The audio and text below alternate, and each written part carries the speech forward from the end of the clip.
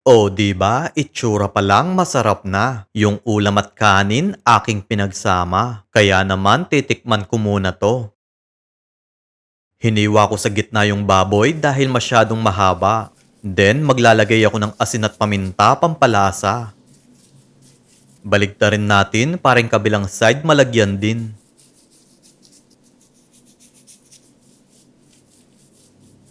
Di na akong maglalagay ng mantika dahil non-stick pa naman itong ginagamit ko. Magmamantika na kasi yung baboy dito.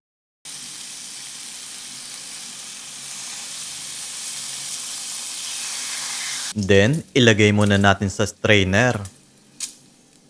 Buti na lang namunga na rin yung puno ng margarine. Dito ko nalulutuin yung sauce sa ating pinagpirituhan para malasang malasa. Naggisa lang ako ng bawang dito. Isang kutsarang harina.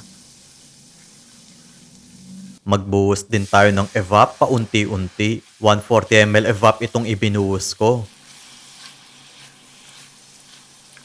Then, kalahating pirasong chicken cube. Magdagdag tayo ng tubig dahil masyado tong malapot. So, okay na yung sauce natin. Hetong mga lutuan na ginagamit ko, ilalagay ko na lang sa comment section kung saan ko nabili ang mga ito. Maggigisa ako ng buto ng atswete. Ito ang pampakulay dilaw sa aking kanin. Then, tanggalin natin yung buto. Magtutunaw ako ng margarine. Next, igigisa ko na din yung bawang. Sunod naman yung kanin. Naglagay ako ng asin pampalasa. Kumuha lang ako ng isang kutsarang kanin.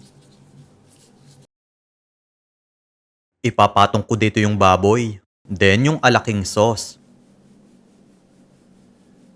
At pinakahuli, dahon ng sibuyas. Heto ng ating Java Pork Alaking. Kaya kung gusto nyo pang makapanood ng mga recipe na tulad nito, mag-follow lang kayo kay Lokong Kusinero.